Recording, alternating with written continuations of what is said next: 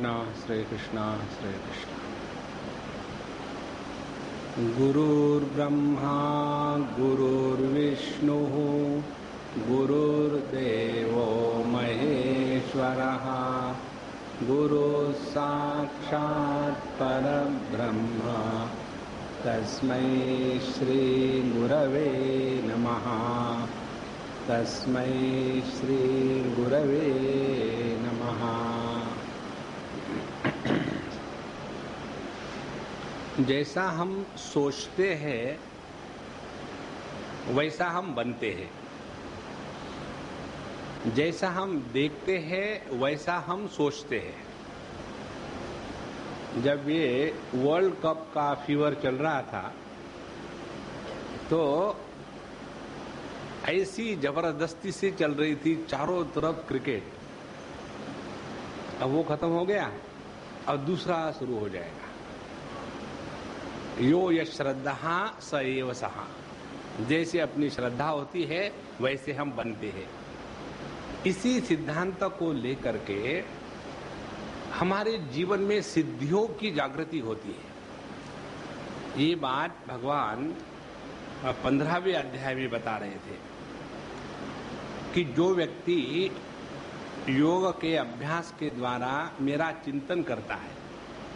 भगवान का चिंतन कैसे करता है? भगवान तो सभी कुछ है। तो किसी को भगवान के युद्ध कौशल्य के प्रति आदर है, किसी को भगवान के सत्य संकल्प के प्रति आदर है। तो भगवान की ये जो भिन्न भिन्न विभूतियां है, विशेषता है, उनके प्रति यदि हमारा मन श्रद्धा से युक्त होकर के लग जाए तो वही जो वस्तुएं हैं, वही जो अच्छी बातें हैं, वो हम में अभिव्यक्त होने लग जाती है।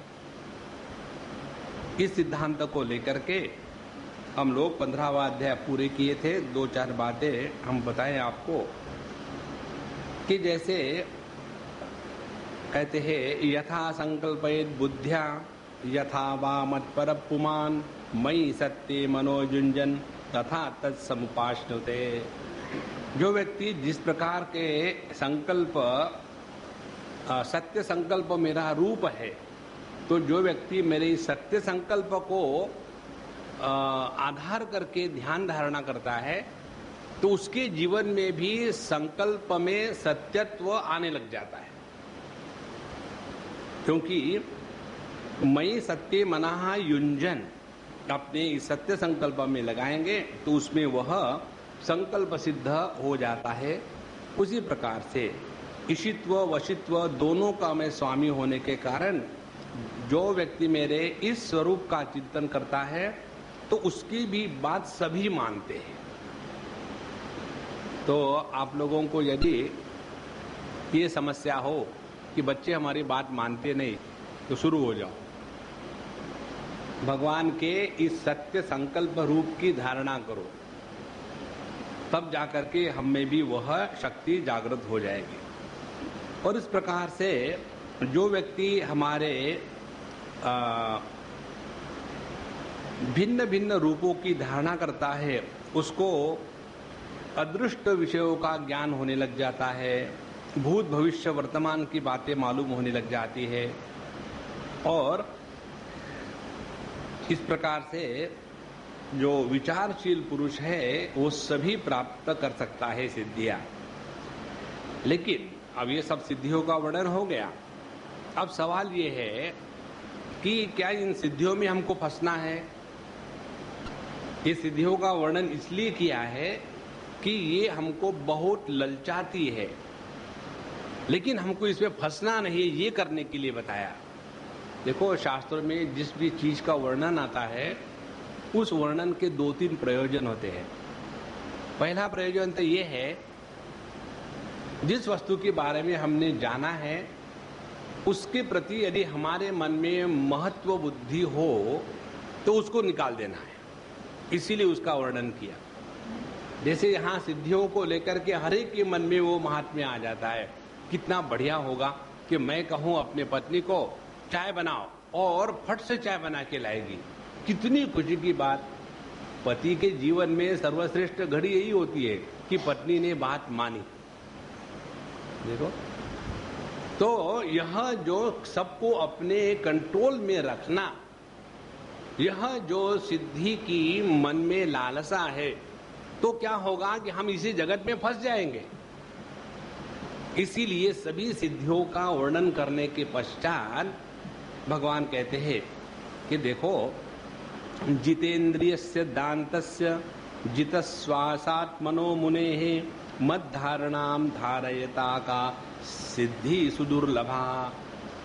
जिस व्यक्ति ने ये 4 चीजें कर ली है, पहली बात जितेंद्रिया, जितेंद्र नहीं, जितेंद्रिया, जिसने अपने इंद्रियों पर विजय प्राप्त कर ली है। दान्तस्य, जो शांत है क्षमा की भावना से। और जितश्वासः, जितश्वासः प्राणायाम के द्वारा जिसने अपने नाड़ियों का शोधन कर लिया है, प्राणायाम के द्वारा जिसने अपने मन को वश में ला लिया है, और ऐसा जो संयमित मन है, संयमित मन से ही तत्व का चिंतन होता है। एक बात समझ लो महाराज, हम लोग जो कहते हैं ना कि हमको ज्ञान क्यों नहीं होता, इसलिए नहीं होता कि जिस मन के द्वारा हम परमात्मा का चिंतन कर रहे हैं वो मन संयमित कहाँ है। उदाहरण ले लो, एक पति सुबह सुबह गुस्सा कर रहे थे, और गुस्सा इसका कर रहे थे कि देखो क्या हो गए आजकल के लोग, नई ब्लेड लगाई मैंने दाढ़ी करने के लिए, लेकिन कुछ नहीं हो रहा। गुस्सा की तो पत्नी कहती है ऐसे कैसे हो सकता है, मैंने तो अभी उसी ब्लेड से बच्चे की पेंसिल को ठीक किया था। अब जिससे पेंसिल को ठीक किया जा सकता है तुम्हारी दाढ़ी नहीं हो सकती। अब देखो क्या गड़बड़ी है। गड़बड़ी ये है, यदि हमारा इंस्ट्रूमेंट, उपकरण यदि योग्य ना हो तो उसको कितना भी आप लगाओ उससे आपको लाभ नहीं होगा। इसी प्रकार से जिसका मन संयमित नहीं है, इसीलिए योगाभ्यास का यदि आपको एक लाइन में समझना हो, योगाभ्यास की परिपूर्णता किसमें है, यम से प्रारंभ होकर के संयम तक पहुंचना है। तो यम का भाग आ जाता है बहिरंग साधना, जिसमें आ जाता है यम नियम आसन प्राणायाम प्रत्याहार, और संयम का भाग आ जाता है मन को लेकर के धारणा ध्यान समाधि। तो जिसका मन संयमित हो गया है वही प्रभु का चिंतन कर सकता है। बिना संयमित मन से यदि हम भगवान का चिंतन करने की बात सोचेंगे तो हमको लगेगा कि हम तो बड़ी साधना कर रहे हैं लेकिन कुछ नहीं हो रहा। इसका एक ही कारण है कि मन संयमित नहीं है।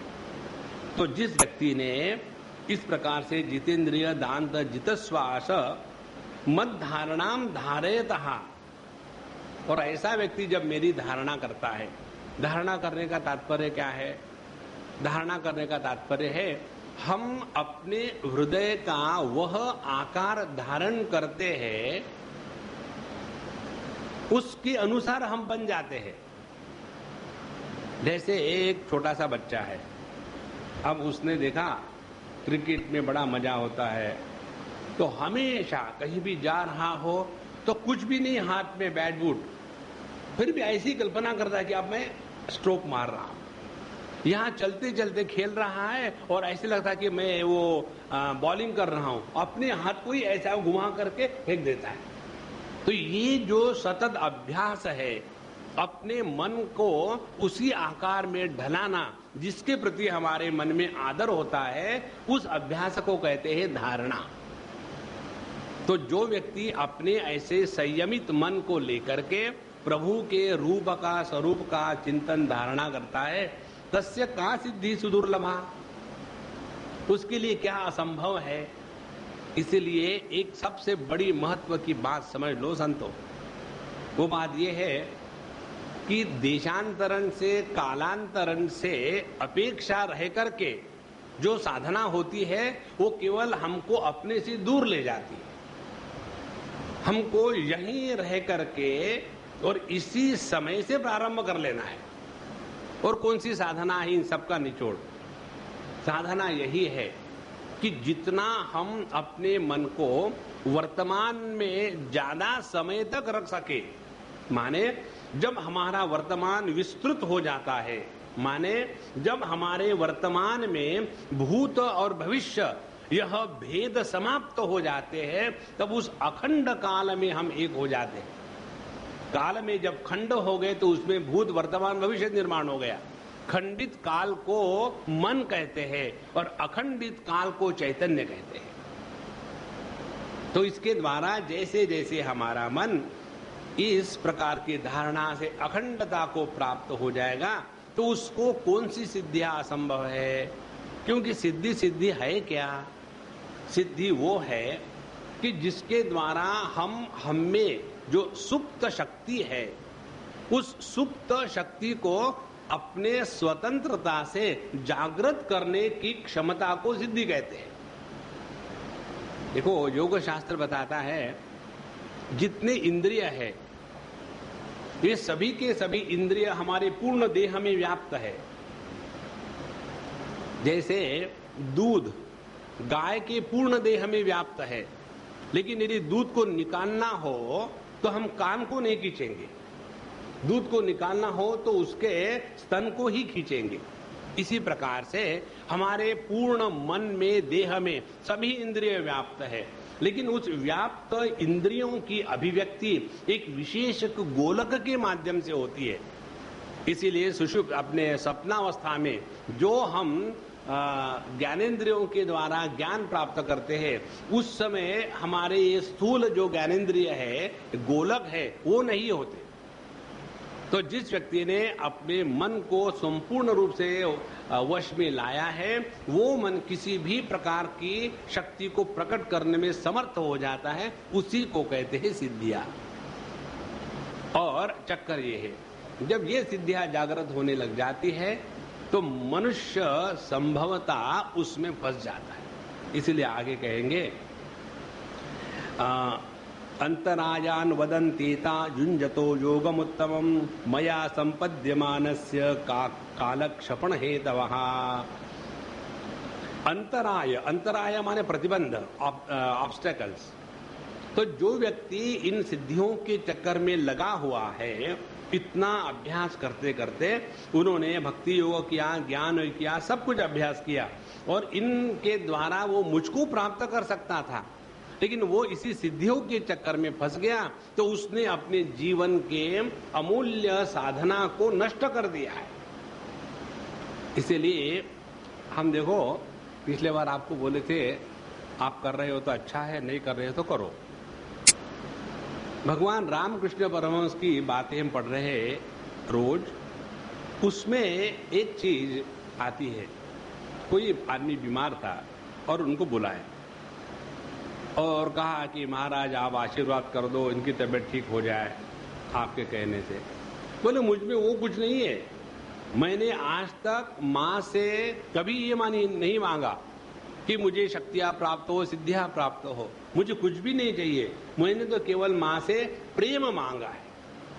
यदि तुमको कुछ चाहिए तो माँ से मांगो, मुझे कुछ मत मांगो। देखो कितना वैराग्य है इन सिद्धियों के प्रति। अन्यथा व्यक्ति इसमें ऐसा उलझ जाता है, आए थे हरिभजन को और ओटन लगे कपास। इसलिए जो समझदार पुरुष है वो इस प्रकार का अपना समय इनमें नष्ट ना करे, क्योंकि इसमें हम एक विघ्न के रूप में ही फंस जाते हैं। जन्मौषधि तपो मंत्र यावतीह सिद्धयः योगेन आपनोति ता सर्वा नान्यर योग गतिम व्रजे। तो जो अनेक प्रकार की सिद्धियां हैं जिसमें जन्म, औषधि, तपस्या, मंत्र आदि के द्वारा मिलती है, वो सभी की सभी योग के द्वारा मिल जाती है। लेकिन हमको अपने चित्त को प्रभु में लगाना है, इन सिद्धियों में नहीं। इसलिए सर्वासाम अपि सिद्धि नाम हेतु पतिरहम प्रभु अहम योगस्य सांख्यस्य धर्मस्य ब्रह्मवादिनाम अहम आत्मांतरो बाह्यो नावृत सर्वदेहिनाम यथा भूतानि भूतेषु बहिरंत स्वयं तथा। तो जिस प्रकार से पंच महाभूतों से बने हुए शरीरों में मैं अंतर बाह्य रहता हूँ, उसी प्रकार से यह संपूर्ण जगत मेरे ही द्वारा व्याप्त है और मैं ही एकमात्र सभी सिद्धियों का मूल कारण हूं। इसीलिए भगवान को योगेश्वर कहते हैं। तो हमको अपने मन को इसी में लगाना है। तो सबका तात्पर्य क्या हुआ? दो तात्पर्य हुए। पहली बात, सिद्धियों का जो वर्णन हमारे शास्त्रों में आता है, भगवान वेद व्यास जी ने पातंजल योग दर्शन पर टीका लिखी है और उसमें विभूति पाद में जब भिन्न भिन्न सिद्धियों का वर्णन आता है तो वो कहते हैं कि मनुष्य ने कोई तो भी एक सिद्धि के प्राप्ति का प्रयत्न करना चाहिए, जो बताया है। जैसे समझो हमने अपने कंठकूप में मन का संयम किया। कंठकूप में मन का संयम करने से हम क्षुधा और तृष्णा इनको जीत लेते हैं, फिर हमको भूख और प्यास कभी नहीं लगती। अब ये बता तो दिया है शास्त्रों ने, अब उसको करो। और यदि आपने उसको किया ठीक से और आपने अपने जीवन में क्षुधा और तृष्णा इसको जीत लिया तो क्या होगा? इसे ये होगा कि हमारे शास्त्रों ने जो बातें बताई है वो सत्य है। तो पहले जिसको हमने केवल श्रद्धा के द्वारा स्वीकार किया था, वह श्रद्धा इन सिद्धियों की प्राप्ति के द्वारा दृढ़ हो जाती है। केवल इतना ही प्रयोजन है इन सिद्धियों का अभ्यास करने का, इससे ज्यादा नहीं। क्योंकि हमारे मन में कब किस प्रकार का संदेह निर्माण होगा इसका कोई भरोसा नहीं है। तो एक तो ये प्रयोजन, इसके लिए ये प्रसंग बताया।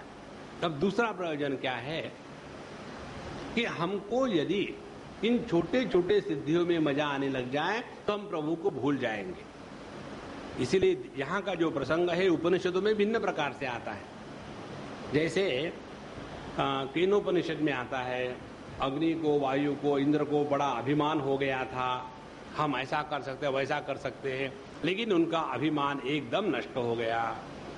नचिकेत के सामने ये बताया कि तुमको हम ये बातें देंगे, काहे को आत्मा ज्ञान के चक्कर में पड़े हुए हो। तो उन्होंने भी बताया कि मुझे इन चीजों से कोई मतलब नहीं। ये सभी के सभी जो प्रसंग है अपने हृदय में ये समझाने के लिए है कि हमको प्रकृति के विकृति से हट करके परमात्मा के स्थिति में प्राप्त होना है। ये इस प्रसंग का मूल प्रयोजन था। उसके बाद तब भगवान के विभूतियों का वर्णन आता है। उद्धव उवाच त्वं ब्रह्म परमं साक्षात् अनाद्यन्तम पावृतं सर्वेषामपि भावान् त्राणस्थित्यप्ययोद्भवः उच्चावचेषु भूतेषु दुर्ज्ञेयं कृतात्मभिः उपासते त्वां भगवान् याथा तथ्येन ब्राह्मणाः येषु येषु च भावेषु भक्त्या त्वां परमर्षयः उपासीना प्रपद्यन्ते संसिद्धिं तद्वदस्व मे गूढश्चरसि भूतात्मा भूतानां भूतभावन न त्वां पश्यन्ति भूतानि पश्यन्तं मोहितानि ते याकाश्च भूमौ दिव्यैरसायां विभूते दिक्षु महाविभूते तां मह्यमाख्यायम् अनुभावितास्ते नमामि ते तीर्थपदाङ्घ्रिपद्मम्। कहते हैं उद्धव जी, ये प्रसंग याद है ना? भगवान अपने लीला संवरण के समय उद्धव जी को पता चला तो गए और कहते कि भगवान आप तो यहाँ से जाने की सोच रहे, मुझे उपदेश करके जाओ। और ये उपदेश चल रहा है। इसमें कहते हैं कि आप तो परब्रह्म परमात्मा है, आवरण रहित है और सभी प्राणियों में आपका निवास है। सभी प्रकार की उत्पत्ति स्थिति रक्षा प्रलय के आप ही कारण है। और जिन्होंने अपने इंद्रियों को वश में नहीं किया है वो आपको नहीं जान सकते। और जो ब्रह्मवेत्ता पुरुष योग्य प्रकार की साधना करते, उपासना करते हैं, वे आपको जानते हैं। यहाँ एक उपासना शब्द पर हम आपको एक दो बातें बताएंगे। देखो, साधना की मूल रूप से दो प्रक्रियाएं हैं। एक वैदिक प्रक्रिया है और दूसरी पौराणिक प्रक्रिया है। वैदिक प्रक्रियाओं में जो हमारे जैसे आर्य समाजी बंधु है वो वैदिक प्रक्रिया के चाहने वाले हैं। और यह जो वैदिक प्रक्रिया है इसमें अधिकारी का निर्णय बहुत महत्व की बात है। और जो पौराणिक प्रक्रिया है इसमें यह अधिकारी का जो निर्णय है इसका कोई चक्कर नहीं है। इसीलिए जो पौराणिक पद्धति से भगवान की प्राप्ति की प्रक्रिया है उसमें उपासना का महात्म्य है, और जो वैदिक या औपनिषदिक पद्धति से परमात्मा की प्राप्ति है उसमें विचार का महात्म्य है। तो यहाँ अर्जुन उद्धव जी पूछते हैं कि भगवान, जो ब्रह्मवेत्ता लोग आपकी उपासना करते हैं, भगवान की उपासना करने का तात्पर्य है कि हम अपने मन को भगवान के आकार में धारण करा देते हैं, और जितने समय तक हमारा मन भगवान के उस आकार में रहेगा, धीरे धीरे वो अपने इस परिच्छिन्न देहात्म भाव का त्याग करके उस परमात्मा में एक हो जाता है। तो उनका प्रश्न ये था कि जो बड़े बड़े परमर्श यहाँ, बड़े बड़े ऋषि महात्मा हो गए, उन्होंने किस किस प्रकार से किस किस भावों में आपकी उपासना करी है, तो ये आप हमको बताइए, क्योंकि आपने अपने आप को एकदम छुपा के रखा है। गूढ़श्चरसि भूतात्मा भूतानाम भूत भावना, आपने अपने आप को ऐसे छुपा के रखा है कि न त्वाम पश्यन्ति भूतानि, कि लोग आपको पहचान ही नहीं सकते। इसीलिए ये बताइए, या काश्च भूमो दिव्यवै रसायाम, आप ऐसे ऐश्वर्य संपन्न हो, पृथ्वी स्वर्ग पाताल दिशा विदिशा, इसमें जो भिन्न भिन्न आपकी विभूतियां हैं उसका आप वर्णन मुझे करिएगा, क्योंकि आपके चरण कमल ही सभी तीर्थों का अंतिम गंतव्य स्थान है। ऐसी जब उद्धव जी ने बात करी तो भगवान को अपने भगवत गीता का ही 10वां अध्याय याद आ गया। जो आप लोगों को भी इसका याद आ गया होगा मन में। विभूति का प्रसंग 10वें अध्याय में भी आता है। भगवान कहते हैं, एवमेतद् अहं पृष्टः प्रश्नं प्रश्नविदाम्बर युयुत्सना विनशने सपत्नैः अर्जुनेन वै ज्ञात्वा ज्ञातिमदं गर्ह्यम् अधर्मं राज्यहेतुकं ततो निवृत्तहन्ताहं हतोऽयमिति लौकिकः।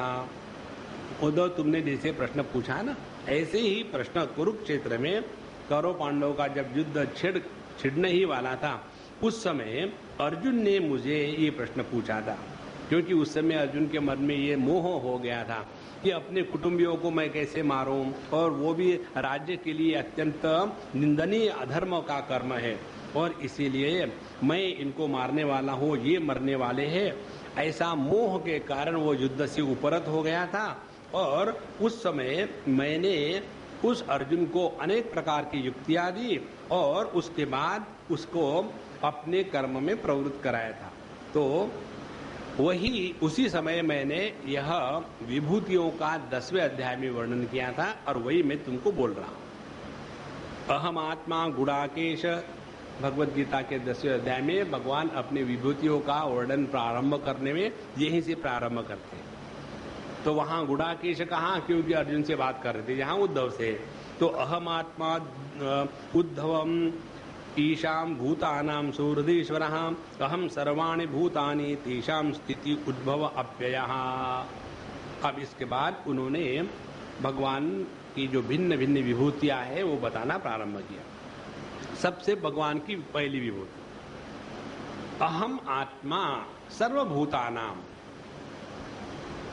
एक भी कोई विभूति पकड़ लो, जैसे ना कि इस टेबल का एक पैर पकड़ के खींच लो तो बाकी के पैर अपने आप आ जाते हैं, हर एक पैर को खींचने की जरूरत नहीं। उसी प्रकार से भगवान की किसी भी एक विभूति में हमको लगाना है। अब विभूति का अर्थ क्या है, इसको समझ में ले आएंगे। विभूति का अर्थ है एक ही वस्तु जब अनेक प्रकार के नाम रूपों में अभिव्यक्त होती है और उसके बावजूद भी उस वस्तु का जो अपना असलीपन है वो नष्ट नहीं होता, तब उसको विभूति कहते हैं। जैसे अनेक प्रकार के आभूषण है,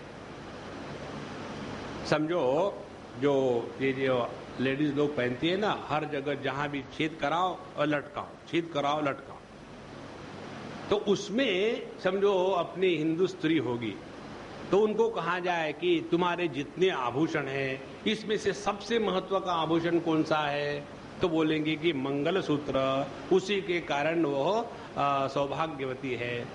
तो हम कहेंगे कि जितने भी आभूषण हैं, उन आभूषणों में मंगल सूत्र यह आभूषणों की विभूति है। देखो, इसी प्रकार से यहाँ भगवान की जो अनेक इकाइयां है, इकाइयां माने पेड़, उसके बाद प्राणी, उसके बाद नक्षत्र, उसके बाद भिन्न प्रकार के पदार्थ, तो उनको इकाई कहते हैं। तो प्रत्येक इकाई को जब हम देखेंगे तो उन इकाइयों में से एक को खींचा है अलग से, तो उसमें मेरी धारणा करो और वो मेरी विभूति है। तो विभूति का अर्थ हो गया परमात्मा की विशेष प्रकार की अभिव्यक्ति, जिसके कारण वह वस्तु अपने सभी में से उठ करके दिखती है। तो पहली विभूति यह है, अहम आत्मा भूतानाम सुहृद ईश्वरः। सभी प्राणी मात्रों में मैं आत्मा के रूप में यह मेरी विभूति है। अब हमारी साधना क्या होगी? अब बड़ी सरल साधना है। वो ये है कि जैसे हम हर एक में बड़ी सिंसियरली दोष देखते हैं, उसमें भी सिंसियरिटी है। जैसा हर एक के हम दोषों का गुणगान करने में एकदम मजा आ जाता है। जिनको नित्य निरंतर दोष की चर्चा करने की आदत होती है ना, उनको अकेले में रहने में बोर क्यों होता है कि दोष का चिंतन नहीं होता, बोल नहीं सकते, फिर कॉन्स्टिपेशन हो जाता है। तो जिस प्रकार से हम किसी के दोष के चिंतन में मजा आता है, वही सिंसियरिटी से यह अभ्यास शुरू कर दे कि प्रत्येक व्यक्ति परमात्मा का एक निवास स्थान है। देखो, तो जहां हमने देखा कि इस महल में अमुक अमुक आदमी रहता है, तो उसके ऊपर में बड़ी बड़ी तोहफे दागो और उसको मारना है, लेकिन वो तो वहां से निकल गया। माने प्रत्येक सजीव प्राणी में जो चैतन्य की अभिव्यक्ति है वह परमात्मा है और वो मेरी विभूति है। यदि इसको पकड़ लो तो क्या होगा? यत्र यत्र मनो याति तत्र तत्र समाधयः। जहां जहां हमारा मन जाएगा हमको उसी परमात्मा का दर्शन होगा। इसीलिए विभूति के अभ्यास का प्रयोजन यह है कि हमको अपने मन को परमात्मा में लगाने में आसानी होवे। तो अहम आत्मा उद्धवम ईशाम भूतानाम सुहृदीश्वरः। उसके बाद अहम गतिमताम कालक कलयतामहम गुणानाम चाप्यहम साम्यम गुणिन्नौ उत्पत्ति को गुणः। अहम गति ही गतिर्मताम, जितने भी परिवर्तनशील वस्तु है उनमें परिवर्तन मैं हूं। कालः कलयतामहम, और प्रत्येक वस्तु में अपने ही को नाश की तरफ ले जाने की जो आंतरिक शक्ति है वह काल मैं हूं। देखो, आप समझो कोई भी वस्तु को, आजकल गर्मी के दिन है तो आम को यदि आप ऐसे रख दो, कुछ मत करो, तो भी उसमें अंदर में परिवर्तन हो रहा है, और परिवर्तन होते होते होते होते फिर वो पकेगा, फिर वो सड़ेगा, और फिर भी आप छोड़ो नहीं उसको, तो धीरे धीरे वो सूख करके फिर पंचमहाभूतों में विलीन हो जाएगा। तो प्रत्येक वस्तु में यह जो आंतरिक शक्ति है, जिसके कारण प्रत्येक वस्तु का अपने नाश के तरफ जो मार्च हो रहा है, वह शक्ति मैं हूं। देखो, यदि हमारा ध्यान उसके तरफ रहा तो ये जितनी भी गतियां है, परिवर्तन है, वो हमको कभी भी परेशान नहीं करेंगे। जैसे पहले हम बच्चे थे, बड़े प्यारे थे, फिर जवान हो गए, ज्यादा ही प्यारे हो गए, उसके बाद नॉट दैट मच यंग, तो उसके बाद बिल्कुल ये करना है वो करना है, और अब बुढ़ाऊ हो गए हैं तो सभी लोग के सहानुभूति का क्षेत्र हो गए। तो ये कैसे हुआ? क्योंकि हमको किसी को भी अपने बढ़ने का अनुभव नहीं होता, हमको किसी को भी कि हम में विस्तार हो रहा है इसका अनुभव नहीं होता, कि यह जो सभी परिवर्तनों में अपरिवर्तनशील तत्व है, जिसके कारण संपूर्ण सृष्टि में परिवर्तन हो रहा है, वह मेरी विभूति है। कालः कलयतामहम गुणानाम चाप्यहम साम्यम। ये जो 3 गुण है सत्व रजस तमस, उसकी जो साम्यावस्था है वह मैं हूँ। और गुणीनाम अप्यहम सूत्रम महता च महानहम सूक्ष्माणाम अप्यहम जीवो दुर्जयानाम अहम मनः। एक एक वस्तु का चिंतन करते जाओ, धीरे धीरे धीरे धीरे आपका मन जो है ना विचार करेगा, लेकिन वो अविचार नहीं करेगा। विचार और अविचार में फर्क यही है, विचार हमको अपने स्वरूप के तरफ ले जाने में मदद करता है। अविचार वो है कि जिसके द्वारा हम अपने स्वरूप से भटकने लग जाते हैं। तो यदि विचार करना ही है तो भगवान को खोजना शुरू करो। देखो, जब हम कहीं पिकनिक होकर जाते हैं बच्चों को लेकर के, तो वहां हमको क्या करना होता है, टाइम पास करना है। तो यदि उनको बोलो ना अपने नॉर्मल गेम, तो उनको मजा नहीं आता, तो फिर उनको वो ट्रेजर हंट खिलाते हैं। अब देखो, ट्रेजर हंट का जब गेम शुरू हो जाता है तो सभी के सभी बच्चे उसमें बड़ा आनंद से अपने आप को लगा देते हैं, क्योंकि खोजने में बड़ा आनंद है। इसी प्रकार से प्रभु को खोजने का ट्रेजर हंट शुरू कर दो अपने जीवन, बड़ा मजा आएगा। और उसके द्वारा क्या होगा, ये दुनिया में जो हम आए हैं पिकनिक के लिए आए हैं, और यहाँ टाइम पास करने के लिए ट्रेजर हंट हो रहा है, बड़ा सहज है जीवन। लेकिन जब हमको ये करना है, वो करना है, ऐसा करेंगे, वो करेंगे, तो जिंदगी भर दुखी रहोगे। तो सभी गुणयुक्त वस्तुओं में क्रिया शक्ति प्रधान कार्य सूत्रात्रा मैं हूँ, और ज्ञान शक्ति प्रधान महत तत्व मैं हूँ, और सभी सूक्ष्म वस्तुओं में जीव मैं हूँ, और कठिन आयुओं में वश होने वालों में मन मैं हूँ। मैं ही वेदों का अभिव्यक्ति स्थान हिरण्यगर्भ हूँ, और अक्षराणाम अकारोस्मि पदानाम छंदसामहम। तो मंत्रों में 3 मात्राओं वाला ओंकार मैं हूँ, अक्षरों में अकार मैं हूँ, छंदों में त्रिपदा गायत्री मैं हूँ, देवताओं में इंद्र, वसुओं में अग्नि, 12 आदित्यों में विष्णु, और 11 रुद्रों में नील लोहित नाम का रुद्र हूँ। ब्रह्मर्षियों में भृगु, राजर्षियों में मनु, देवर्षियों में नारद, गौ में कामधेनु, सिद्धों में कपिल, पक्षियों में गरुड़, प्रजापतियों में दक्ष प्रजापति, पितरों में अर्यमा, दैत्यों में प्रहलाद, नक्षत्रों में चंद्रमा, औषधि में सोमरस, यक्ष राक्षसों में कुबर। इस प्रकार से अनेक प्रकार की उन्होंने हमको अपने उपलब्धि स्थान बताए। तो इन सबका तात्पर्य क्या है, इनका सबका तात्पर्य यही है कि किसी भी स्थान पर आप चले जाओ तो आप भगवान की उपासना प्रारंभ कर सकते हैं। और उपासना क्या है, वह मन की भावना। जरा ध्यान से समझ लेना है इसको। हम बाजार जाकर के एक मूर्ति को खरीद के लाते, तो कैसे खरीद के लाते, भाव करके। भगवान को थोड़ी कर रहे। अभी हम वृंदावन को गए थे इस दिन, होली के दिन, बड़ा मजा आया, और चारों तरफ से लाल पीले नीले हो गए थे। और फिर हमारे साथ जो थे बोले, स्वामी जी हमको कन्हैया खरीदवा दो। अरे चलो ले लो। तो हम लोग गए और कन्हैया को खरीदने शुरू कर दिया। फिर हमको मजा आया, हमको भाव करने में बड़ा मजा आता है। तो बोले महाराज जी आइए आइए। मैंने देखो महाराज मुराज मत करो, मैं खरीदने आया हूँ और भाव करूंगा। बोले स्वामी जी आप ऐसे ले जाइए। हमने कहा देखो वो तो स्टैंडर्ड का डायलॉग है, असली में बात करो। तो 500-600 से शुरू हो गया, हमने 200 रुपये पकड़ा है। और उसके बाद अब वो 200 रुपये वाले कन्हैया को लेकर के अब हम उनकी पूजा अर्चना करेंगे। भगवान तुम ही लक्ष्मीपति हो,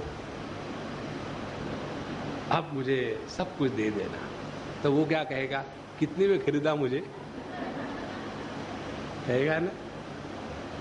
तो हम जब उस मूर्ति को देख रहे हैं तो उस जड़ मूर्ति में चेतना की भावना कर रहे हैं। देखो, जड़त्व में चैतन्य की भावना को धारणा कहते हैं, उसी को उपासना कहते हैं। और इसीलिए जब आप यदि पुष्टि मार्गी होगे तो जाड़े के दिनों में भगवान को स्वेटर पहनाते हैं। अब बंबई में स्वेटर की जरूरत होती नहीं, लेकिन पुष्टि मार्गियों को गर्मी में भी ठंड लगती है। छोटा सा एक मच्छरदानी होगा, उनके कपड़े अलग, क्योंकि उनको एक जड़ वस्तु के रूप में स्वीकार नहीं किया, उनको चैतन्य के रूप में स्वीकार किया है। तो उपासना का तात्पर्य है, जब दृश्य में हम आत्म भाव जागृत नहीं कर सकते हैं तो कोई बात नहीं, परमात्मा भाव जागृत करो। जब दृश्य में आत्म भाव जागृत होता है तब उसको वेदांत की साधना कहते हैं, और जब दृश्य में परमात्मा भाव जागृत होता है तब उसको भक्ति साधना कहते हैं। इसीलिए ज्ञान की पराकाष्ठा को भक्ति कहते हैं और भक्ति की पराकाष्ठा को ज्ञान कहते हैं। तो इस उपासना के द्वारा अब उन्होंने बहुत सारे यहाँ उपाधियां बताई है, और इस प्रकार से पंच महायज्ञों में स्वाध्याय यज्ञ मैं हूँ, व्रतों में अहिंसा व्रत मैं हूँ। देखो, हम व्रत कर रहे, क्या प्याज नहीं खाएंगे? अरे प्याज खाओ, उससे कुछ नहीं फर्क होना। महत्व की बात क्या है? महत्व की बात यह है, व्रत लेना है, अहिंसा व्रत। किसी को शरीर से, वाणी से, मन से मत दुखाओ, ये व्रत है। लेकिन हम तो वो नहीं कर सकते, फिर कोई बात नहीं, जो भी करो, लेकिन करो कुछ तो भी अच्छे अपने जीवन में। इसी प्रकार से शुद्ध करने वाले पदार्थों में वायु, अग्नि, सूर्य, जल, पानी, आत्मा हूँ। 8 प्रकार के योगों में मनो निरोध रूप समाधि मैं हूँ, और सभी मंत्रों में बलमय हूँ, कौशलों में आत्मा अनात्मा का विवेकमय हूँ। इस प्रकार से उन्होंने अनेक प्रकार की यहाँ भगवान की अपनी अपनी विभूतियाँ दी है। आप इसको जरूर पढ़ना, छोड़ना मत। फिर आप क्यों पढ़ने रहे? अच्छा, मैं पढ़ लेता हूँ। तो स्त्रियों में मनु पत्नी शतरूपा मैं हूँ। प्रॉब्लम आता है यहीं से। स्त्रियों में बाकी के कोई नहीं थी क्या? सावित्री थी, उसके बाद अपने सीता अम्मा थी, राधा थी, कितनी थी, लेकिन स्त्रियों में मनु पत्नी शतरूपा मैं हूं। देखो, स्त्री के जीवन का सौंदर्य परिपूर्णता पत्नी रूप धारण करके मातृ रूप में प्रकट होना, ये स्त्री के जीवन की परिपूर्णता है। और स्त्री पत्नी, सबसे बढ़िया पत्नी कौन होती है? जो अपने पति के विरोधी पक्ष में नहीं रहती। शतरूपा जी के और मनु जी के तपस्या के कारण भगवान प्रसन्न हो गए, और भगवान ने पूछा मनु से, हाँ जी क्या चाहिए? तो उन्होंने कहा कि भगवान, हम तो गृहस्थ है, हम चाहते हैं आपके जैसा कोई पुत्र हमको मिल जाए। उन्होंने कहा, देखो मेरे जैसा तो कोई नहीं है, एकमेवाद्वितीय अप्रमेय, तो ऐसे करूंगा मैं ही आपका पुत्र के रूप में पैदा हो जाऊं। बोले ठीक है। फिर शतरूपा जी खड़ी थी, अच्छा आपको क्या चाहिए? मुझे ना, हाँ। उन्होंने कहा, मेरे पति ने जो मांगा है वही मुझे चाहिए। देखो, यदि किसी घर में ऐसा हो कि दोनों हर चीज में सहमत हो जाए तो धर्म क्षेत्रे कुरुक्षेत्रे समवेदायुत्सवः, वो धर्म क्षेत्र का युद्ध कभी शुरू नहीं होगा। और प्रारंभ कहां से करना है? प्रारंभ करना है पत्नी ने। कैसे? जैसे इस समय वो प्रारंभ करती है उल्टा, तो उसी को सुलटा करना है। मुझे मालूम है सभी अम्माएं कहती होगी आप हमेशा पुरुषों का ही साथ लेते हैं। देखो भैया, स्त्री का जो जीवन है ना, वो अत्यंत पवित्र है। स्त्री का जो जीवन है उसी में सब कुछ है। यहाँ तक के कि वैष्णवों में पुरुष को भी स्त्री नहीं, पुरुष को भी पुरुष नहीं कहते हैं। जब मीराबाई गई थी रूप गोस्वामी जी को मिलने के लिए वृंदावन में, तो उन्होंने कहा था कि मैं स्त्रियों के दर्शन नहीं करता। तो उन्होंने पूछा था, ये वृंदावन में दूसरा पुरुष कहां से आके टपका? पुरुष तो केवल श्री कृष्ण एक ही है, बाकी की सब तो स्त्रियां है। स्त्री किसको कहते हैं? स्त्री उसको कहते हैं जो प्रकृति के रूप में रहता है, वो स्त्री है। अब हम किस रूप में रह रहे हैं? अपने आप को देह मानते हैं, अपने आप को प्राण मानते हैं, अपने आप को मन मानते हैं, अपने आप को बुद्धि मानते हैं। तो जब तक के हमने अपने जीवन में प्रकृति की प्रधानता को धारण किया है, तब तक सभी के सभी हम स्त्री ही है, पुरुष कोई नहीं है। ये समझ यदि आ जाए तो अपने आप क्या होगा कि हमारी जो प्रकृति है पुरुष के अनुसार चलने लगेगी। और प्रकृति का पुरुष के अनुसार चलना, इसी को यहाँ कहते हैं स्त्रीणाम तु शतरूपाहम पुंसः स्वयं भुवो मनु। और मनुष्यों में मैं कौन हूँ? पुरुषों में मैं मनु हूँ, स्वयं भुव मनु। अब मनु की विशेषता क्या है? मनु की विशेषता ये है कि उन्होंने अपने जीवन में परमात्मा की इतनी सारी उपासना करने के बाद क्या मांगा? परमात्मा को ही मांगा। देखो महाराज, हम लोग जाते हैं मंदिरों में जाकर के क्या मांगते हैं? भगवान नोट कर लो, जितनी ज्यादा लंबी लिस्ट होगी उतना ज्यादा लंबा दंडोत प्रणाम होगा। और उसमें फिर नोट शुरू कर देते हैं कि लड़की की शादी हो जाए, लड़के की शादी हो जाए, उनको अच्छी पति पत्नी मिले, उनको ये मिले, वो मिले, ये सब। और उसके बाद जरा जल्दी करना। और एक बार भी नहीं कहेगी कि भगवान हमको आप चाहिए। और वो बेचारा सोच रहा है, अब कहेगा कि भगवान मुझे आप चाहिए, मुझे आप चाहिए, मुझे। फिर वहां वो भी डिसअपॉइंट हो जाता है। दूसरा भगत आता है, वो भी वही मांगता है। मनुष्यों में मनु जी इसलिए श्रेष्ठ है कि जब हमारा मन परमात्मा में लगता है तब मन का प्रयोजन संपूर्ण हुआ। जब हमारा मन दुनिया में लगता है तो वही मन हमारे बंधन का कारण बनता है। इसीलिए आप जो भी भगवान की पूजा अर्चा कर रहे हो, अभी दुनिया से अपने मन को हटाओ बाबा, बहुत हो गया। 24 घंटे हम कितनी जगह जाते हैं, अब ये सब देख देख के सुन सुन के जैसे होता है ना, नंबिंग हो जाता है ना मन का। बस कहीं भी चले जा, स्वामी जी आप आ गए, आप आने से हमको बड़ा अच्छा लगता है। ये देखो, ये जो है ना ये ऐसा करते हैं, वो जो है ना वो ऐसा करते हैं। तो मुझे हमेशा एक चीज याद आती है, कोयले के दलाली में हाथ काले। पितामह भीष्म, महाभारत में सबसे दुखी यदि कोई था तो वो थे, कोई उससे ज्यादा दुखी नहीं था।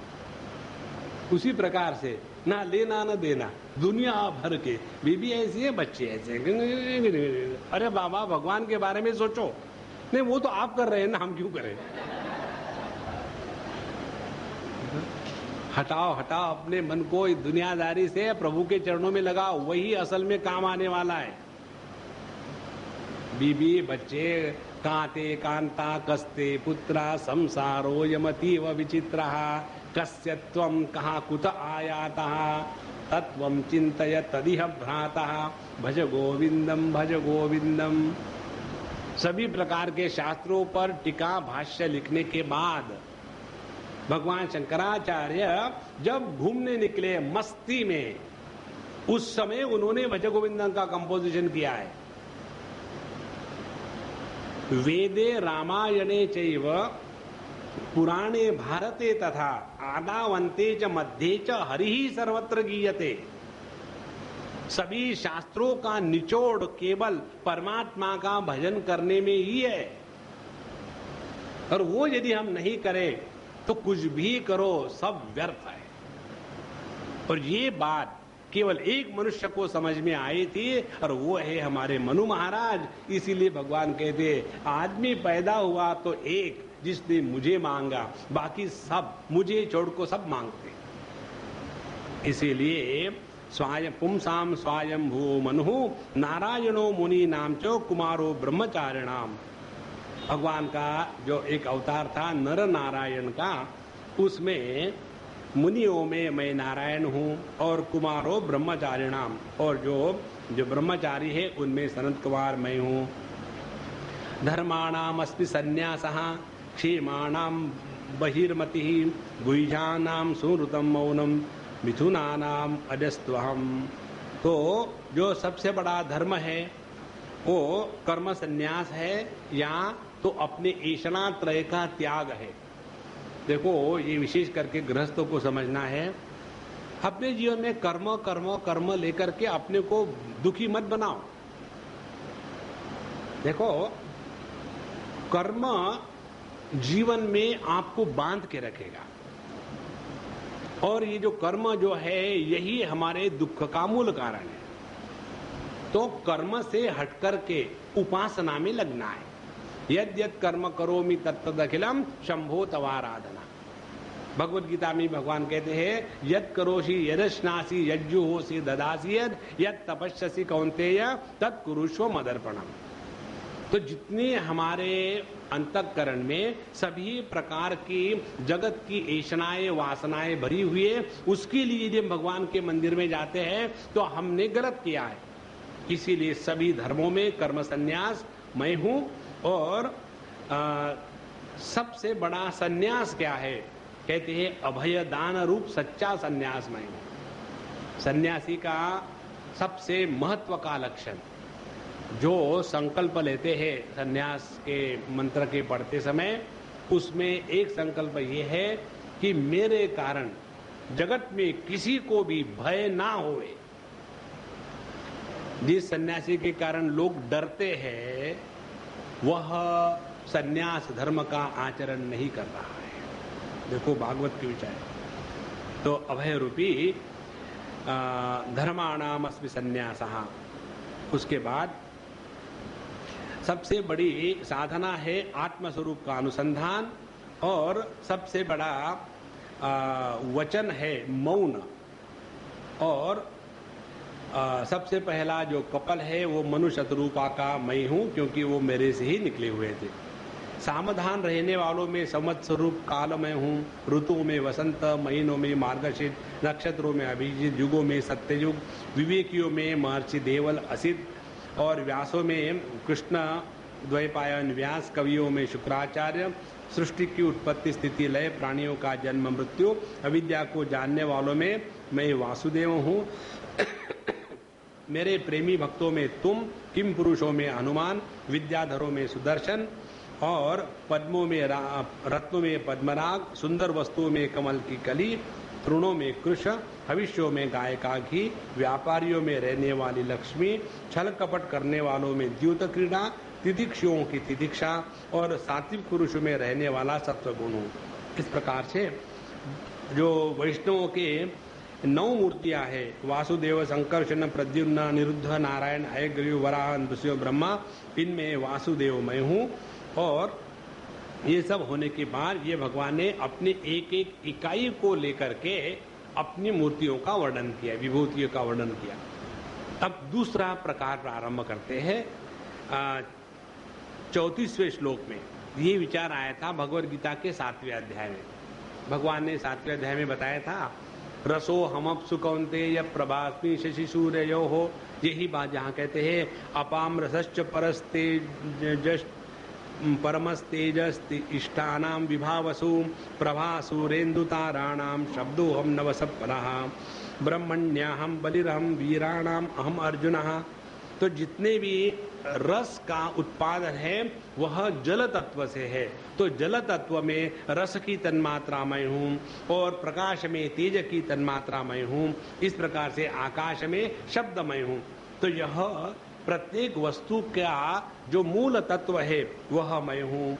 इसके पश्चात बताते हैं पैरों में जो चलने की गति है, वाणी में जो बोलने की शक्ति है, और पायु में मल त्याग की शक्ति है, हाथों में पकड़ने की शक्ति है, जननेंद्रिय में आनंद की उपभोग की शक्ति है, त्वचा में स्पर्श की, नेत्रों में दर्शन की, रसायन में स्वाद लेने की, कानों में श्रवण की, नासिका में सूंघने की शक्ति, समस्त इंद्रियों की इंद्रिय शक्ति मैं हूं।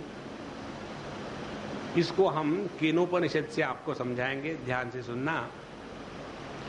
वहां परमात्मा के उपलब्धि के द्वार बताए हैं। वहां बताते हैं उपनिषद, प्रतिबोध विदितम मतम अमृतत्वम ही विंदते। प्रतिबोध, प्रत्येक अनुभूति में परमात्मा की अभिव्यक्ति हो रही है। ध्यान से सुनना, प्रतिबोध प्रत्येक अनुभूति में। जैसे समझो आपने चटनी खाई और बहुत तीखी लगी, तो नॉर्मली हम लोग वो तीखेपन के साथ बह जाते हैं और मिर्ची को गाली देने लग जाते हैं। तो यदि हमारा ध्यान कि जिसके कारण उस मिर्ची का तीखापन हमको समझ में आया, तो इससे बचने के लिए तुरंत फिर हम कुछ मिठाई खाते हैं, तो जिसके कारण उस मिठाई का मिठास हमको ज्ञान हुआ, तो प्रतिबोध प्रत्येक अनुभूति में यदि हम अपने मन को सूक्ष्मता से लगाएंगे तो नित्य निरंतर हम परमात्मा के साथ एक होकर के समाधि में रहेंगे। देखो, समाधि का अर्थ एक जगह भगवान शंकराचार्य ने किया है कि जब हमारा मन अपने स्वरूप में निष्ठावान हो जाता है तो उसको समाधि कहते हैं। तो जितना हम अपने प्रत्येक अनुभूति में परमात्मा के दर्शन का अभ्यास करेंगे, उसमें योग आ गया, उसमें कर्म आ गया, उसमें भक्ति आ गई और उसमें ज्ञान आ गया। प्रतिबोध विदितम मतम। तो यही बात उन्होंने यहाँ कही है। समझो हमने फूल सूंघा, तो फूल सूंघने के बाद फूल ये वस्तु हो गई, सूंघने का इंद्रिय हो गया, और इस इंद्रिय और फूल इसका मिलन हो गया उस शक्ति के कारण जहां सुगंध का ज्ञान हुआ, और सुगंध का ज्ञान मन में हुआ, और मन जब तक के चेतना के प्रकाश से प्रकाशित नहीं होता तब तक के उसके गंध की अनुभूति नहीं होती। इस प्रकार से सूक्ष्मता से प्रत्येक अनुभूति में परमात्मा की अभिव्यक्ति हो रही है। इसका जितना हम अभ्यास करते जाएंगे उतना आप ध्यान का अभ्यास कर रहे हो। एक दूसरा आपको उदाहरण हम बताते हैं। कल हम गए थे अपने अहमदाबाद, सुबह गए शाम को आए, सुबह शाम 2 उनको वहाँ मेडिटेशन के लेक्चर थे। तो जब हमारा सब खत्म हो गया, एयरपोर्ट पर आ गए, तो वहाँ कुछ मैन्युस्क्रिप्ट करेक्ट कर रहे थे। वो होने के बाद जो सज्जन हमको ले आए, बोले स्वामी जी मैं आपसे एक बात करना चाहूँ। क्या बात है? बोले बात ये है कि मैं पिछले 20-25 साल से ध्यान कर रहा हूँ, कुंडलिनी जागृति और अनेक प्रकार का अध्ययन किया, अनेक स्थानों पर गया, लेकिन आपने जिस प्रकार हमको अनुभव कराया ये हमेशा कैसे टिकता रहे, ये बताइए। हमने कहा क्या अनुभव हुआ आपको, बताइए। बोले आपने जो बताया कि जब हम लोग सब स्थिर हो गए कि देखो आपको सभी पक्षियों के आवाज का ज्ञान हो रहा है। हम एक वटवृक्ष के नीचे बैठ करके वहां ध्यान का अभ्यास कराए, बहुत सुंदर स्थान है, और सब के सब एकदम पत्थर के जैसे हो गए।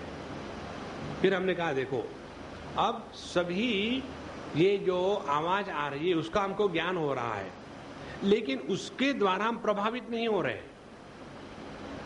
माने जगत के किसी भी वस्तु का ज्ञान जिसकी उपलब्धि में होता है, जिसके अस्तित्व में होता है, वह सभी ज्ञान का जो आधार है वो किसी ज्ञान से प्रभावित नहीं होता।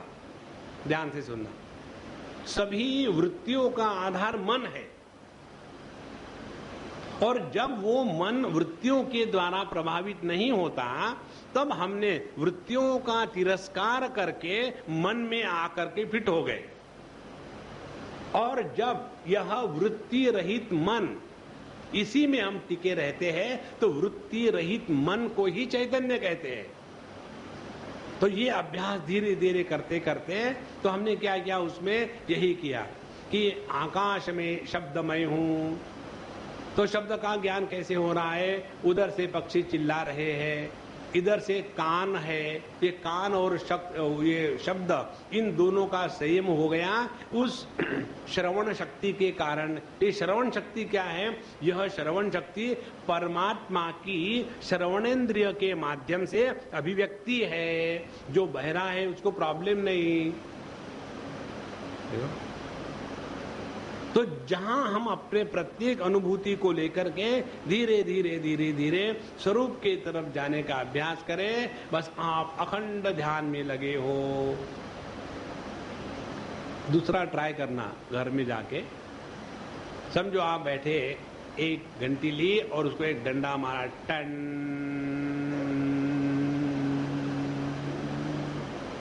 अब वो एक आवाज की जो ध्वनि है, तरंगे है, उसको धीरे धीरे ट्रेस करते जाओ करते जाओ करते जाओ करते जाओ करते जाओ। और जहां आप उस ध्वनि को ग्रहण नहीं करते हो, जहां पहुंचे, जब पहुंचे, वो आप हो। जहां हम सुगंध ले रहे, उस सुगंध का ज्ञान कहां हो रहा है, उसके मूल पर पहुंच जाओ। ये करते करते हम अपने में एक फैकल्टी डेवलप करेंगे। कौन सी फैकल्टी? प्रत्येक अनुभूति का प्रभाव अनुभूत विषय पर नहीं हमारा मन जाएगा, हमारा मन अनुभूति में नहीं अटकेगा, हमारा मन अनुभव करने वाले का गुलाम नहीं बनेगा। यह जो तीन है, अनुभूति का क्षेत्र, अनुभव और अनुभव करने वाला, इन तीनों का जो आधार है, वहां हम पहुंच जाएंगे। तो ये जितनी भी विभूतियां हैं, इसके दो प्रकार का अभ्यास हो गया। अब तो जब हम चलते फिरते खाते पीते घूम रहे हो, उस समय आंखों में पट्टी बांध करके मेडिटेशन करके मत चलना। तो बिल्कुल आंखों को खुला करके बोलो, गाओ, नाचो, खेलो, सब कुछ करो, लेकिन ध्यान रखना कि ये भगवान की रास लीला चल रही है और उसमें नाच करने वाली हम गोपियां हैं। तो जगत में व्यवहार के साथ भगवान की स्मृति बनी रहे तो जीवन में रास लीला का आनंद आएगा। और जब हम इस जगत में रहते समय अपने आप को उपरत करके शांत होकर के बैठे, फिर भी जगत आपके पास पहुंचेगा। तो उस समय प्रत्येक अनुभूति में परमात्मा की खोज जब हम प्रारंभ करेंगे, तब जाकर के यह विभूति का जो प्रसंग है उसका कुछ मायना निकला, अन्यथा ये केवल शब्द मात्र रह जाएंगे। देखो, छोटे बच्चे होते हैं ना, वैसा हमको बनना है। छोटे बच्चे कैसे होते हैं? जब वो पहले पहले पढ़ना सीखते हैं ना, ए बी, तो कहीं भी जा रहे हो तो फट से रुकेंगे, मम्मी वेट वेट, क्या see it is written there, B A, उसको कोई मतलब नहीं, कोई चीज नहीं सीखी तो उसको अप्लाई करना है। तो एक छोटा बच्चा हमको कह रहा था, Swami ji I know English, I can read. Okay, read this, T I M E S O F I N D I A. I said, hey, you know so well English. Of course, I have studied. अब उसने क्या पढ़ा उसको मालूम नहीं. He read only the alphabets. तो उसने क्या किया, जो नया नया पढ़ा ना, उसको उसने अप्लाई करना शुरू कर दिया। देखो, हम कलकत्ते में थे, वहां बंगाली सीख रहे, और बंगाली बड़ा आनंद का विषय है। और हम जा रहे थे, हमारा भी वही धंधा शुरू हो गया, कहीं भी खड़े होकर पढ़ लेते थे, ए व रेडी सेल्स। और कोई बंगाली होगा, एवरेडी नहीं, ए भौ रेडी। बंगाली में वह को भौ कहते हैं। सौरभ गांगुली, तो स्पेलिंग क्या है, वी है, क्योंकि वहां वी को भ कहते हैं। तो ऐसे एक हम दुकान की एक बोर्ड पढ़ रहे थे, घड़ी की दुकान। बंगाली कहते हैं नहीं, ऐसा नहीं होता है, घोड़ी के दो कान। देखो, घड़ी की दुकान के घोड़ी के दो कान। मैंने कहा घोड़ी कहाँ है? बोले ये क्या घोड़ी है? दिखा रहा घड़ी और कह रहा घोड़ी। माने जब कोई बात हम नहीं सीखते हैं तो उसको अप्लाई करो तो सीखोगे ठीक से। इसी प्रकार से महाराज ये जो हम पढ़ते हैं ना रोज, हम निर्माण कन्या मनोज्ञान युगा नाम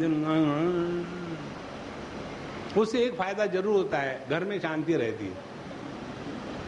मम्मी का पारायण चल रहा है, 8 दिन घर में शांति होगी है। तो सुबह से शाम ये क्यों नहीं किया, वो क्यों नहीं किया, ऐसा क्यों नहीं किया, वैसा क्यों नहीं किया, नॉन स्टॉप चलता रहे। तो ये जो हमको बताई जा रही है बात, इसको अपने जीवन में उतारना है, इसको ध्यान में रख करके हमको ये पढ़ना है। इसीलिए हम इसको इतना विस्तार से बता रहे हैं। उसके बाद पृथ्वी वायुराकाशः आपो ज्योतिरहं महान विकार पुरुषो व्यक्त रजसत्वं तमः परम अहमेतत् प्रसंख्यानं ज्ञानं तत्त्वविनिश्चयः महेश्वरेण जीवेन गुणेन गुणिना विना सर्वात्मनामपि सर्वेन न भावो विद्यते क्वचित् संख्यानां परमाणूनां कालेन क्रियते मया न तथा मे विभूतीनां सृजतोऽण्डानि कोटिशः। आगे कहते हैं कि ये जो पंच महाभूत है, अष्टधा प्रकृति है और उसमें जो 3 गुण है, ये इनके सब के परे रहने वाला मैं हूँ और ये सब केवल मेरा ही स्वरूप है। तत्वों की गणना कर सकते हैं, लेकिन मेरी जितनी विभूतियां हैं इसकी तो कोई गुणा कर ही नहीं सकता, क्योंकि मैं ही सबकी आत्मा हूँ, मैं ही जीव हूँ, गुण हूँ, गुणी हूँ और मेरे अतिरिक्त दूसरी कोई बात है ही नहीं। अपनी विभूतियों की गणना करना मुझे भी संभव नहीं, क्योंकि मैंने ही करोड़ों कोटि कोटि ब्रह्मांडों की रचना की है, उसमें कितनी विभूतियां हैं कौन जान सकता है। इसीलिए अंतिम बात अपनी विभूतियों को बताते हैं और इसको लेकर के हमको धारणा करनी है। क्या कहते हैं? तेजश्री कीर्ति ऐश्वर्यम ह्रीहि त्यागः सौभगम भगः वीर्यम तितिक्षा विज्ञानम यत्र यत्र स मे अंशकः। भगवान की विभूतियों का दर्शन कर रहे, समरी अभी तक जितना बताया। कहते हैं जहां जहां तेज श्री कीर्ति ऐश्वर्य लज्जा त्याग सौंदर्य सौभाग्य पराक्रम तितिक्षा विज्ञान इत्यादि श्रेष्ठ गुण हो, वहां मैं अभिव्यक्त हो रहा हूं विशेष प्रकार से, और वो मेरे उपलब्धि का स्थान है। देखो भगवान की उपलब्धि कैसी होती है। 2 व्यक्ति है, एक व्यक्ति भगवान का भक्त है और दूसरा व्यक्ति एक रिपोर्टर है, क्योंकि उसको रिपोर्ट लिखनी है, एक आर्टिकल लिखना है पब्लिश करने के लिए। Speaking tree. अभी मैं गया था दिल्ली में, वहाँ भगवान रमण महर्षि के यहाँ हमेशा एक टॉक देते साल भर में। तो वहाँ इस समय विषय था भगवान रमण महर्षि की सीख, द टीचिंग ऑफ रमणा। वो होने के बाद वहाँ की जो ये होती है एक journalist, Swami ji will you mind if I use your article और putting in the Speaking Tree, जो मर्जी है और मेरे को आपत्ति। तो ये जो हमको बताया है, ये हमको कैसे अपने जीवन में उतारना है। ध्यान से सुनना। जहां जहां कोई भी विशेषता हो वहां हमारा मन झुकता है। जहां मन झुकता है वहां हमारे मन में आदर की भावना होती है। जहां हमारे हृदय में आदर की भावना होती है वहां परमात्मा की उपलब्धि होती है। देखो, जब हम मंदिर में गए और उस भगवान के प्रति हमारे मन में आदर की भावना है तो हम भगवान के सामने जाएंगे। श्रीनाथ जी के सामने गए और कितनी मस्ती आ गई, स्वामी जी क्या बताए आपको, बड़ा आनंद आ गया। तो आनंद कहाँ आया? आनंद आया हमारे हृदय में उस भगवान के प्रति इतनी आदर की जबरदस्त भावना है कि ये कल्पना मात्र कि हम भगवान के सामने खड़े हैं तो वो जो आदर की भावना में जो आनंद की अनुभूति है वही परमात्मा की अभिव्यक्ति है। तो भगवान की उपलब्धि आदर के रूप में हृदय में होती है। देखो, और जिस व्यक्ति के अंतःकरण में भगवान के प्रति आदर नहीं हो, वो यदि वहां चला जाए आर्टिकल लिखने के लिए, तो वो यही कहेगा कि वो जो मूर्ति है उसका वजन कितना होगा, वो किसकी बनी है, लोहे की कि पत्थर की, पत्थर कौन सा है, किसी आदमी ने बनाई है कि गधे ने बनाई है।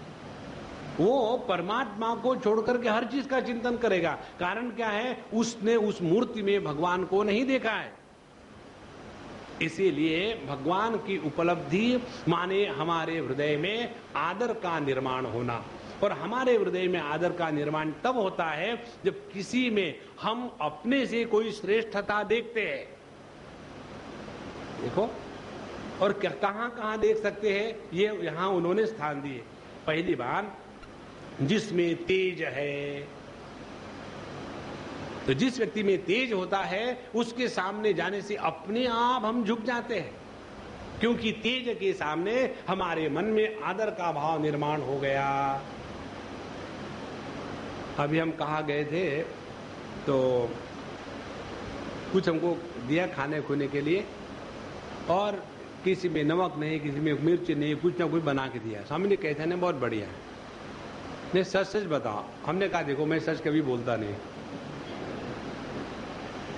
सच क्या बोल रहे, सच तो परमात्मा है, बहुत बढ़िया बनाया तुमने, इतना प्यार से बनाया, अच्छा ही।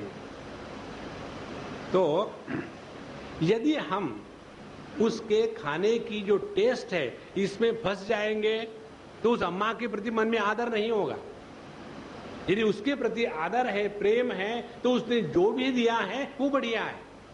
माने जिसके द्वारा हमारे हृदय का निर्माण होता है वो वस्तु है आदर, और उस आदर में ही परमात्मा की अभिव्यक्ति होती है। तो तेज के सामने जाने से मन में आदर के कारण मन झुक जाता है, वही झुकना भगवान की उपलब्धि है। उसके बाद श्री, जहां हमने ऐश्वर्य देखा, पैसा देखा, वहां भी कीर्ति। यदि कोई व्यक्ति बहुत बड़ा प्रसिद्ध हो तो उसके सामने जब हम जाते हैं तो हम अपने आप को बड़े कृतकृत्य समझते हैं। मालूम है, मैं गया था ना, अभी मैं यहाँ से गया था अहमदाबाद, तो पता नहीं कोई मिनिस्टर वगैरह होगा, हम तो किसी को पहचानते नहीं। तो वो भी हमारी फ्लाइट में थे और हम अपना उठ कर थैला लेके नीचे पहुंच गए। तो हमको सज्जन के सामने दी, मालूम है आपके फ्लाइट में अमुक अमुक आदमी था ना, हमने तो नहीं देखा। बोले आप पहचानते नहीं? हम तो केवल कन्हैया को पहचानते, आदमी को क्या पहचानना है। नहीं नहीं, आज इतनी सिक्योरिटी टाइट थी कि किसी को नजदीक नहीं आने दिया। तो उनको यही, आप इतने बड़े आदमी के साथ आए, आपको मालूम भी नहीं। तो जहां किसी में कोई विशेषता होती है वहां हमारा मन झुकता है। तो जिसके कारण हम किसी में विशेषता जान सकते हैं वह परमात्मा की विभूति है। अब इसको लेकर के चलो तो क्या होगा, किसी के पास पैसा है तो आपके मन में आदर होगा, जलन नहीं होगी। कोई बढ़िया क्रिकेट खेल के करोड़ों रुपए कमाता है तो हम ऐसा ईमेल नहीं लिखेंगे। एक मुझे ईमेल आया था, उसमें उसने लिखा था, स्वामी जी ये जो क्रिकेट वाले हैं इनको इतना सारा पैसा मिलता है और हमारे जो जवान हैं, हमारे जो पायलट हैं, वो इतनी मेहनत करते हैं, देश के लिए जान लगा देते हैं, उनको क्या मिलता है? तो ये क्रिकेट के पीछे इतना पैसा बर्बाद करना अकलमंदी है। हमने उनको लिखा, आप क्या हो पहले बताओ मुझे। दूसरी बात है आपको कितना पैसा मिलता है। तीसरी बात है आपको जो पैसा मिलता है उसका आप क्या करते हैं। यदि किसी को कुछ मिल रहा है तो आपको खुशी होनी चाहिए, दुख नहीं होना चाहिए। Don't go on comparing. और यही कारण है कि हम दुखी होते हैं। किसी के ऐश्वर्य में पैसा बहुत है तो भगवान की देन, हमको क्या फर्क पड़ता है कैसे पैसे आया है। हमारा ध्यान जाना चाहिए उसमें जो अच्छाई है उसके तरफ। तो चाहे अमीर हो, चाहे कोई शक्तिशाली हो, चाहे किसी के हजारों फॉलोअर हो, चाहे कोई अच्छा कार्य करता हो, हर एक में परमात्मा की अभिव्यक्ति है और वही विभूति है। उसके बाद एतास्ते कीर्तिता सर्वा संक्षेपेण विभूतयः मनोविकारा एवैते यथा वाचा विधीयते। ये होने के बाद अब भगवान सबको ऊपर से झाड़ू मार के निकाल देंगे। आप वहां चले जाओ हमारे उज्जैन में महाकाल जी के मंदिर में, सुबह सुबह 4 बजे ब्रह्म मुहूर्त में पूजा होती है।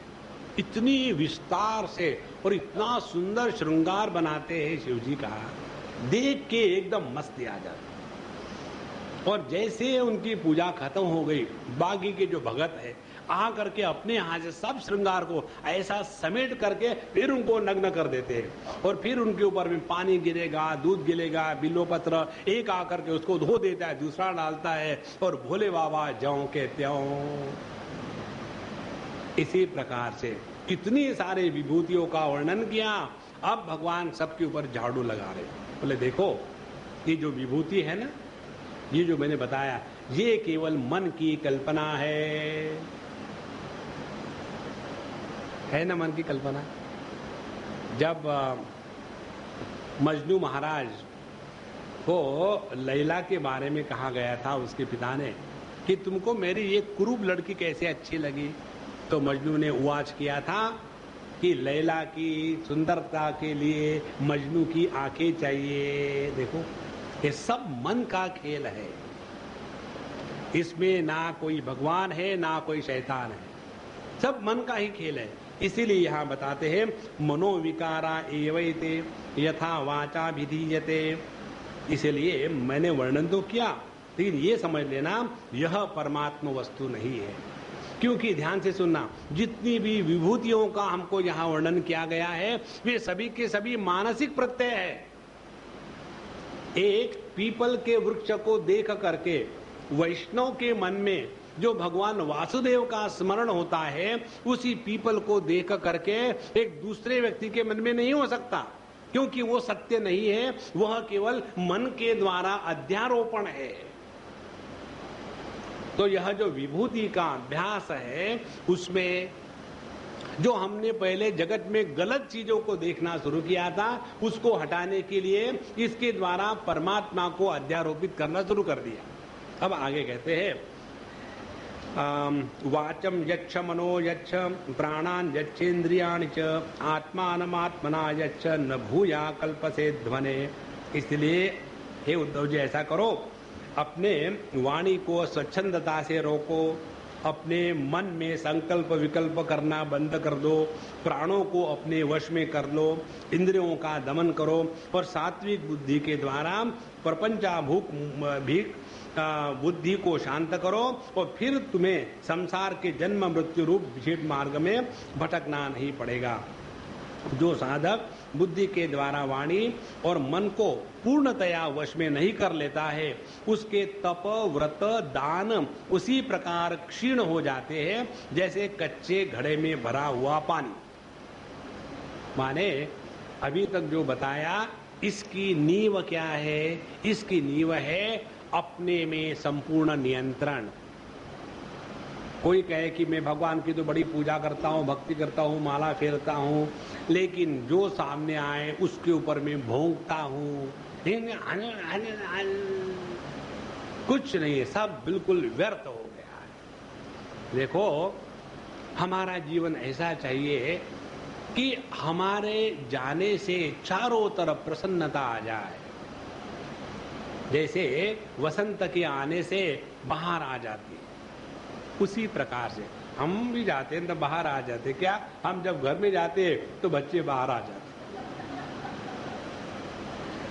देखो जीवन की परिपूर्णता इसी में है। हमने आपको पिछले बार ये उदाहरण दिया था। कल्पना करो आप घर आए, आपकी पत्नी ने अच्छा श्रृंगार करके प्रेम के साथ आपकी अगुवाई करी। कल्पना ही कर सकते हैं, मुझे मालूम है, कल्पना करो कितनी खुशी होगी। और ये इसको एक्सटेंड करो, आप कहीं भी चले जाओ, कोई भी व्यक्ति आपको देख करके प्रसन्न है और अपने को खुश नसीब समझता है तो कितनी खुशी होगी। देखो महाराज, कल की बात बताऊं, कल हम जब गए थे वहां बहुत सारे लोग, बिल्कुल मैं सोचा कि आज मेरे दिन को सोने को नहीं मिलेगा, शाम को फिर लेक्चर है, सुबह से दौड़ भागी हो रहे थे। तब ने कहा भाई मैं जरा 10 मिनट लेट लूं, नहीं तो मेरा दिमाग आउट हो जाएगा। तो सबको तो मैंने कमरे से हटा दिया और मैंने एसी का कमरा रजाई ओढ़ करके सो ही रहा था। उतने में फिर ठक ठक, मैंने कन्हैया लाल क्या तमाशा लगा दिया बाबा। उस घर की छोटी सी लड़की 5 साल की, Swami ji you have time for everybody except for me, isn't it? I said no darling, please come, but under one condition, you will not talk. No, I have come to sleep with you. आकर के छोटी सी ऐसी चिपक के सो गई 15 minute के लिए। तो जो खुशी उस समय नींद को तोड़ने के कारण आई, वो नींद लेने के कारण नहीं आती। देखो, मनुष्य के जीवन में परिपूर्णता इसी में है कि कोई भी व्यक्ति आपसे प्रेम करे खुले दिल से। ये तब होता है जब यहां भगवान बताते हैं, ये जब हमने अपने हृदय में परमात्मा का दर्शन किया। ध्यान से सुनना, विभूतियों में भगवान का दर्शन करना ये मानसिक कल्पना है, और हृदय में परमात्मा का दर्शन करना यह अनुभूति है। विभूति मानसिक प्रत्यय है और अनुभूति मानसिक प्रत्यय नहीं है। इसी को योग शास्त्र में कहते हैं ऋतंभरा प्रज्ञा। ऋतंभरा प्रज्ञा का कारण है वह ज्ञान जिसमें ऋतम माने परमात्मा, उस परमात्मा को ग्रहण करने की क्षमता है, वह है यह अपने पर संपूर्ण नियंत्रण होने के बाद जो चीज है। इसलिए ये कल्पना ना करें कि हम तो भगवान के भगत हो गए, घंटी बजाए और सर को लेप ले, केवल वही सब कुछ नहीं है। हमको अपने जीवन में अपने इंद्रियों पर, अपने मन पर, अपने बुद्धि पर इतना नियंत्रण हो जाए कि वो सभी के सभी, कठोपनिषद कहती है यच्छेद्वांग मनसि प्राज्ञ तद यच्छेद ज्ञान आत्मनि, ज्ञान आत्मनि महति नियच्छेद तद यच्छेद शांति आत्मनि। अपने विषयों को इंद्रियों में, इंद्रियों को वाणी में, वाणी को मन में, मन को बुद्धि में, और वो बुद्धि को महत तत्व में, और महत तत्व परमात्मा में विलीन करे। यही जो लय प्रक्रिया का अभ्यास है, इसी के द्वारा हम उपाधि के व्याधि से मुक्त होंगे और परमात्मा के राज्य में जाकर के प्रस्थापित होंगे। इसीलिए केवल इसी में संतुष्ट ना रहे कि हम तो बाबा जाकर के बस एक दिन तुलसी को पानी चढ़ा दिया। गाय वाले भी अपने बम्बई में हर चीज प्रोफेशनल है। मंदिर में जाके खड़े रहो, वहां गाय वाली वो अम्मा रहती है और उसको खिलाने का घास भी दोनों हाथ में रहती है। इधर 10 रुपए डालो, इधर घास खिलाओ, आपको पुण्य मिल गया, मुझे 10 रुपए मिल गए। देखो, यही सब कुछ नहीं है, अंतर्मुखी होना आवश्यक है। और ऐसा जो व्यक्ति अपने आप को नहीं करता, बाकी का सब कुछ व्यर्थ ही होगा। इसलिए देखो, अपने जीवन में साधना की परिपूर्णता हुई कि नहीं कौन बताएगा? बाहर का कोई व्यक्ति नहीं बताएगा, आपको अंदर में झांकना है। उसके 2 प्रमाण मिलते हैं तैत्तिरीय उपनिषद में, किमहगम साधुना करवम, मैंने अपने जीवन में अच्छा जीवन क्यों नहीं जिया? बुढ़ापे में जाकर के दुखी होने से कोई फायदा नहीं। और किमहगम पापम अकरवम इति, मैंने अपने जीवन में गलत बातें क्यों करी? देखो, ये 2 बातों का मन में न आना, यही जीवन की परिपूर्णता है। बुढ़ापे में जाकर के आदमी इतने फ्रस्ट्रेट होते हैं, और कई जगह में चले जाओ तो उनके जो बच्चे हैं वो तो बड़े आध्यात्मिक हैं, माँ बाप या दादा दादी एकदम 100% मटेरियलिस्ट। हम कहीं गए थे, उन्होंने हमको बताया, स्वामी जी हमको आश्चर्य लगता है, हम अपने दादाजी को दादी कैसे बतावे कि अब अपने मन को जरा भगवान के नाम में लगाओ।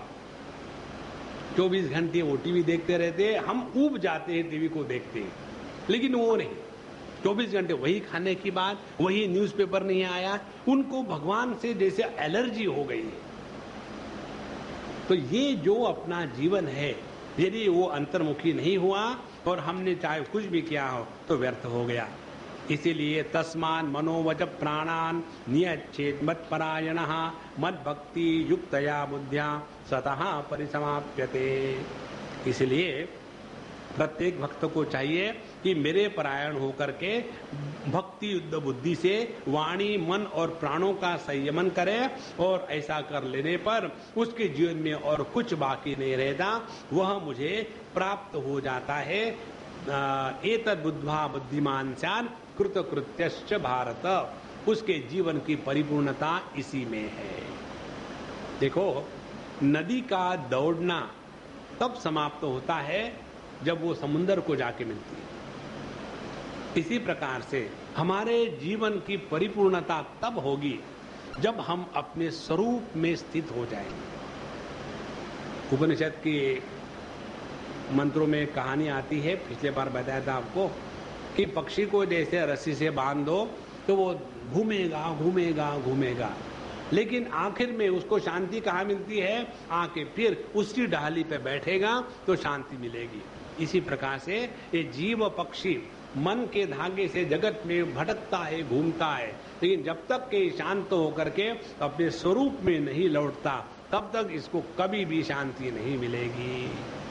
और अशांतस्य कुतः सुखम, ऐसे व्यक्ति के जीवन में सुख का नाम भी नहीं रहेगा। ये दो जो प्रसंग है बड़े महत्व के थे। इसके बाद 17वें अध्याय में धर्म का निरूपण भगवान करेंगे, उसको हम कल देखेंगे। ओम पूर्णमदः पूर्णमिदं पूर्णात् पूर्णमुदच्यते पूर्णस्य पूर्णमादाय पूर्णमेवावशिष्यते। ओम शांति शांति शांति।